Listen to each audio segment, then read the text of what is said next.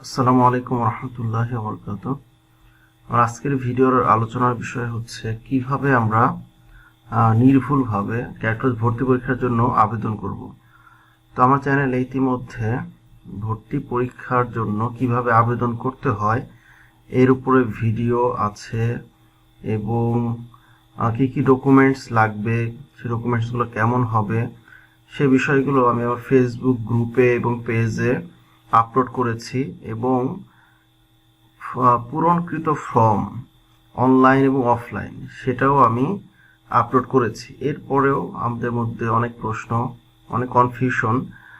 আসলে বিশেষ করে যেহেতু ক্যাটরেজ ভর্তি পরীক্ষায় একটা স্টুডেন্ট একবারই সুযোগ পায় আবেদন করার, তো অনেক গার্ডিয়ানই দেখা যায় জীবনের প্রথম এই পরিস্থিতির সম্মুখীন হন, যার কারণে তাকে এই নতুন যে পরিস্থিতি, যে বিষয়টা তিনি জানেন না, সেটা তিনি বুঝে উঠতে পারেন না। বা আসলে সত্যি কথা, এই আবেদন প্রক্রিয়াটা বাংলাদেশের যে কোনো চাকরি বা যে কোনো স্কুল কলেজ ভার্সিটির আবেদন প্রক্রিয়া থেকেও ভিন্ন এবং জটিল, অনেক জটিল। সত্যি কথা, এত ক্রিটিক্যাল প্রসেস কেন, আসলে এটা কেন বা এত ক্রিটিক্যাল করা হয়েছে আমি জানি না। এটা চাইলে আমরা আরো সহজ করতে পারতাম বা কর্তৃপক্ষ আরো সহজ করতে পারতো। পরবর্তীতে যারা রিটেনে অ্যালাউ হবে, চান্স পাবে, তাদের ক্ষেত্রে মানে এরকম ক্রিটিক্যাল প্রসেসের মধ্যে দিয়ে হয়তো গেলে, আমার এটা ব্যক্তিগত অভিমত আর কি, যে তাহলে ভালো হতো। কারণ এটা আসলে অনেকটা রিটেন পরীক্ষাটার পরে আমাদের দুইটা পরীক্ষা থাকে, একটা হচ্ছে ভাইবা এবং মেডিকেল। ভাইবা এবং মেডিকেলে যদি আমাদের এরকম ডকুমেন্টসের বিষয় ইত্যাদি ইত্যাদি বিভিন্ন নানা বিষয়, যে জটিল প্রক্রিয়াগুলো, এগুলো যদি পরে করা হতো তাহলে আমার মনে হয় ক্যাটরেজ কর্তৃপক্ষ অনেক কম ঝামেলার মধ্য দিয়ে যেতেন এবং গার্ডিয়ানদেরও এত ঝামেলার মধ্য দিয়ে যেতে হতো না। তো যাই হোক, আমি আজকে সরাসরি হাতে কলমে আপনাদেরকে দেখাবো কিভাবে আপনার অনলাইনে ঘরে বসে আবেদন করবেন। ঠিক আছে, এর আগে আমি অনলাইন এবং অফলাইন অর্থাৎ ই বুথ সেন্টারে গিয়ে কিভাবে আবেদন করতে হয়, সে ফর্মটা কেমন হয়, সেখানে কি কি লিখতে হয়, কোনটাতে সমস্যা হতে পারে, সেটাতে কি লিখতে হবে, সেই বিষয়গুলো কিন্তু অলরেডি গত বছর একটা ভিডিও দিয়েছে এবং সেই ভিডিওতে বিস্তারিত আছে, একটা 40 মিনিটসের ভিডিও সেখানে বিস্তারিত বলা আছে। আর এবছর আমি আবার ফেসবুক যে অফিসিয়াল আমাদের পেজ আছে কোচিংয়ের এবং গ্রুপ আছে, সেখানেও কিন্তু আমি বিষয়গুলো আপলোড করেছি। তারপরেও আমাদের অনেক প্রশ্ন এখনো আছে, হয়তো ওই বিষয়গুলো অনেকের চোখেই পড়েনি। ঠিক আছে, তো আমি আজকের ভিডিওতে আমি বিষয়গুলো একেবারে হাতে কলমে দেখাবো। জানি না ভিডিওটা লেন্দি হয়ে যেতে পারে, আমি চেষ্টা করব যত শর্টকাটে এটাকে শেষ করা যায়। তো প্রথম বিষয় হচ্ছে, যখন আমরা আবেদন শুরু করব তার পূর্বে যে করণীয় বিষয়, যেটা এই বছর অনেক আমার স্টুডেন্টও ভুল করেছে অনলাইনের, যে 22 তারিখ থেকে আমাদের আবেদন প্রক্রিয়া শুরু হয়, তো সেই দিনই অনেক স্টুডেন্ট আবেদন শুরু করে। তো শুরু করার পরেই তারা যে ঝামেলায় পড়ে সর্বপ্রথম, সেটা হচ্ছে পিএসসি সার্টিফিকেট হাতে না থাকা। কারণ আমাদের কিছু ডকুমেন্টস আপলোড করতে হয়, এর মধ্যে একটা হচ্ছে পিএসসি সার্টিফিকেট। যে সার্টিফিকেটটা কিন্তু সব স্কুলেই এরকম ডিসেম্বরের শুরুতে কিংবা নভেম্বরের মাঝামাঝিতে স্কুলে আসে না বা স্কুল কর্তৃপক্ষ দেয় না, যার কারণে এই প্রক্রিয়াটাতে তারা জটিলতার সম্মুখীন হয়েছেন। ঠিক আছে, এই বিষয়টা আগে থেকে না জানার কারণে। তো এই বিষয়টা সরাসরি অবশ্যই উল্লেখ নেই, সার্কুলারে সরাসরি উল্লেখ নেই যে পিএসসি সার্টিফিকেটটা এটা আপলোড করতে হবে কিনা। ঠিক আছে, এই জন্য আমাদেরকে আবেদন শুরু করার পূর্বে অবশ্যই যে বিষয়গুলো থাকতে হবে সেটা হচ্ছে পিএসসি সার্টিফিকেট, জন্ম নিবন্ধনের সার্টিফিকেট। ঠিক আছে, মাস্ট। এই দুটো অবশ্যই, জন্ম নিবন্ধন সবারই থাকে, কিন্তু পিএসসি সার্টিফিকেট ঝামেলাটা হয়। আর ছবি তো আপলোড করতে হবে, এটা তো আমরা সার্কুলারে দেখেছি, এই বিষয়টাতে হয়তো কারো ঝামেলায় আমরা পড়বো না। আর আরেকটা বিষয় হচ্ছে যে আমরা অবশ্যই সার্কুলারটা অবশ্যই পড়ে নিব। সার্কুলার কি বিষয় উল্লেখ, আসলে সার্কুলারে কিন্তু প্রত্যেকটা বিষয় দেখানো আছে। ঠিক আছে, প্রত্যেকটা বিষয় সার্কুলারেও দেখানো আছে কিভাবে আবেদন করতে হবে। আবার এখানে হাউ টু অ্যাপ্লাই নামে যে অপশন আছে, এখানে গেলেও কিন্তু আমরা এই বিষয়গুলো পেয়ে যাব, যে কিভাবে আবেদন করতে হবে, প্রত্যেকটা ধাপ এখানে বর্ণনা করা আছে। ঠিক আছে, এই জন্য আমরা এই বিষয়গুলো আগে আমরা সার্কুলারটা পড়ে নিব, হাউ টু অ্যাপ্লাই এটা দেখে নিব। ঠিক আছে, তারপর আমরা আবেদন করতে যাব। তারপর আমি এখানে আবেদনটা আমি দেখাচ্ছি কিভাবে করতে হবে। তো প্রথমে আমাদের কি করতে হবে, আমাদের আর আরেকটা বিষয় হচ্ছে যে স্ক্যান কপিগুলো, ছবিগুলো অবশ্যই যে আমরা যে কম্পিউটার বা ল্যাপটপ দিয়ে আবেদন করব সেটা অবশ্যই আমাদের কম্পিউটার বা ল্যাপটপে রাখবো, বা যে ছবিটা আপলোড করা হবে, ঠিক আছে, বা নির্ধারিত যে ডকুমেন্টসগুলো, যে তথ্যগুলো আমাদের লাগবে, ঠিক আছে। যদি আমাদের সব ডকুমেন্টস এখন দরকার নেই, কিছু তথ্য লাগবে, যেমন বাবা মার যে ভোটার আইডি বা জাতীয় পরিচয়পত্রের যে নম্বরগুলো, বা অভিভাবকের, বাবা মা বাদে অনেকজন অভিভাবক বা ইত্যাদি যেগুলো সার্কুলার উল্লেখ করা আছে, এই বিষয়গুলো আমাদের অবশ্যই এই তথ্যগুলো থাকা লাগবে, ঠিক আছে। তারপরে আমরা আবেদন করার পরেও কিন্তু আসলে আমরা হাতে বেশ কিছুদিন সময় থাকে, কারণ এটা ফিল আপ করা যখন আমরা শুরু করব তখন একটা নির্দিষ্ট সময় পর্যন্ত আমরা এটাকে ফিল আপ করতে পারবো, অর্থাৎ এটাকে আমরা রিজিউম করে, অর্থাৎ এটাকে পেন্ডিং থাকবে, ঠিক আছে। আমরা পরবর্তীতে চাইলে পরবর্তী ধাপগুলো ফিল আপ করতে, তো আমি দেখাচ্ছি, আমি বিস্তারিত এখন সবকিছু দেখাবো।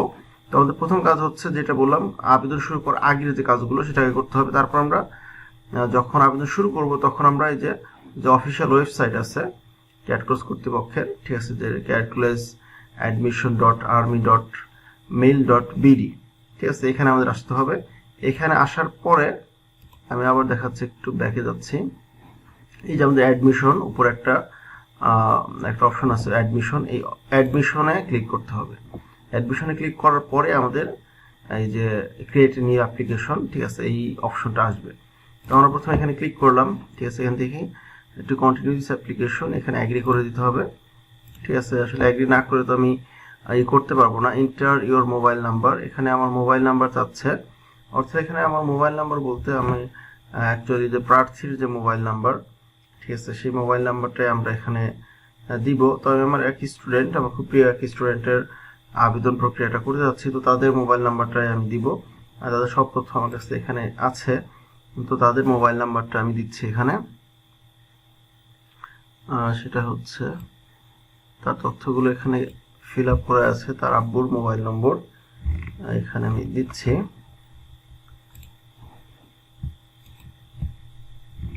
ঠিক আছে। তো মোবাইল নম্বরটা দিলাম।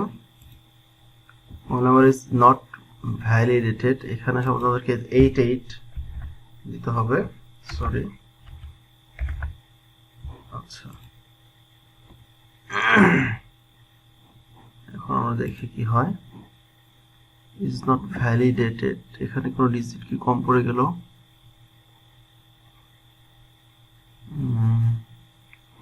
এখানে আচ্ছা, এখানে আমার মোবাইল নাম্বারটা দিই, 01721।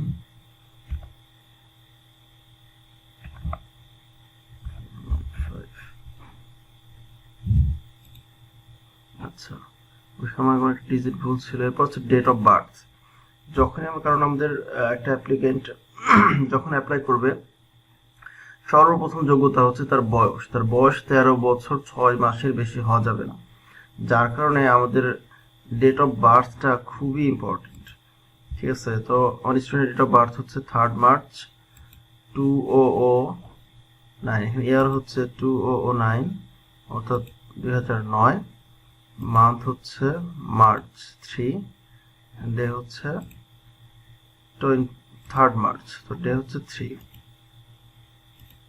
ঠিক আছে, মাসও 3, ডেও 3, ঠিক আছে। তো আমরা নেক্সটে যাব। ব্যাস, প্রথম আমাদের কাজ শুরু হয়ে গেল, যে এখন এই প্রার্থী eligible, that means he can apply for cat course admission test, সে যোগ্য, বয়স তার পারফেক্ট, সে অ্যাপ্লাই করতে পারবে। এরপর একটা ছোট্ট একটা ম্যাথ, 8 আর 8 যোগ করলে কত হয়? 16, ঠিক আছে। ছোট একটা ম্যাথ দিতে হবে, যে আমি যে রোবট না মানুষ, সেটা যাচাই করা। এর পরবর্তী ধাপ হচ্ছে আমাদের পেমেন্ট, যে এখানে পেমেন্টের অনেকগুলো অপশন আসবে, আপনি যেভাবে পেমেন্ট করতে চান। আমি বিকাশের মাধ্যমে করব, আমি বেশিরভাগ আমরা সব বিকাশেই করি, এটাই সবচেয়ে হয়তো সহজ। অন্য অনেকগুলো মাধ্যম আমরা দেখতে পাচ্ছি, যে কোনো মাধ্যম আমরা চুজ করব, তো আমি বিকাশ চুজ করলাম, ঠিক আছে। তো এখানে আমাকে 1500 টাকা পে করতে হবে। এখানে আমাকে বিকাশের নম্বরটা যাচ্ছে, ঠিক আছে, সেই নম্বরটা দিব।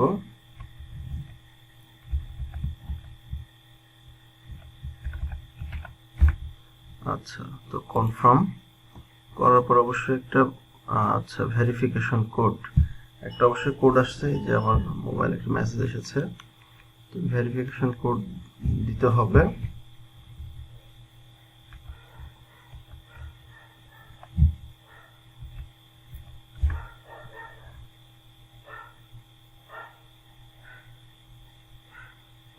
আচ্ছা, তো ভেরিফিকেশন কোডটা কনফার্ম করলাম। এখন বিকাশের পিন চাচ্ছে আমার, সেটাও কনফার্ম করা হলো।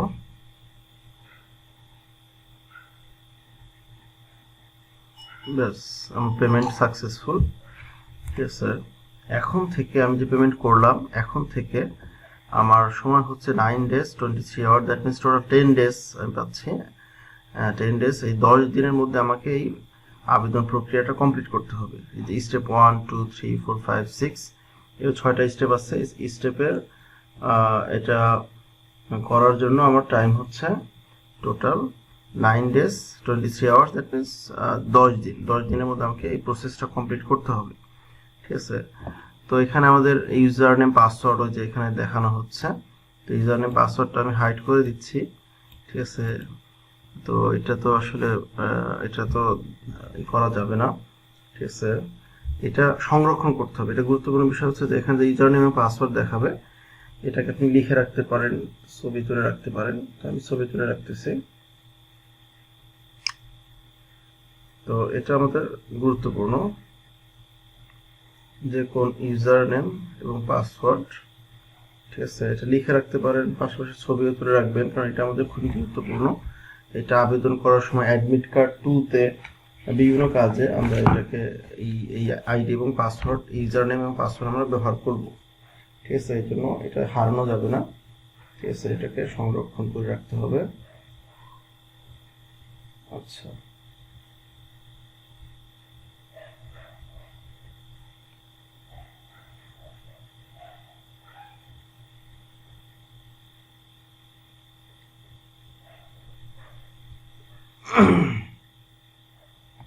আচ্ছা, এখন আমরা যেখানে লেখাই কিন্তু আছে you have to complete all 6 steps within the given time. যে গিভেন টাইম যেটা দেওয়া আছে, after that you won't be able to edit the application. Incomplete application will be suspended automatically after the given period. ঠিক আছে, আমাকে অবশ্যই এটা fill up করতে হবে। যদি আমরা নির্দিষ্ট সময়ের মধ্যে ফিল আপ না করি, এটা অটোমেটিক্যালি সাসপেন্ডেড বা বাতিল হয়ে যাবে। ঠিক আছে, তো আমরা এখন step by step. First step হচ্ছে আমাদের পার্সোনাল ইনফরমেশন। ঠিক আছে, অর্থাৎ এখানে পার্সোনাল ইনফরমেশন হচ্ছে স্টুডেন্টের নাম। ঠিক আছে, স্টুডেন্টের নাম দিতে হবে প্রথম। তো চাইলে আমার মতো এগুলো লিখে রাখতে পারেন। ঠিক আছে, তো আমরা নাম বসিয়ে দিলাম। বার্থ সার্টিফিকেট নাম্বার,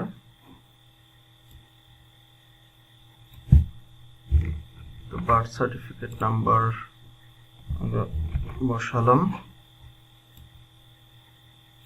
এরপর হচ্ছে ডেট অফ বার্থ, যেটা একটু আগে চুজ করেছিলাম আমরা, সেটা আমরা এখানেও আবার বসাবো। এখানে হচ্ছে আমাদের প্রথমে দেখাচ্ছে হচ্ছে ডে, সেই ডেটা বসাবো।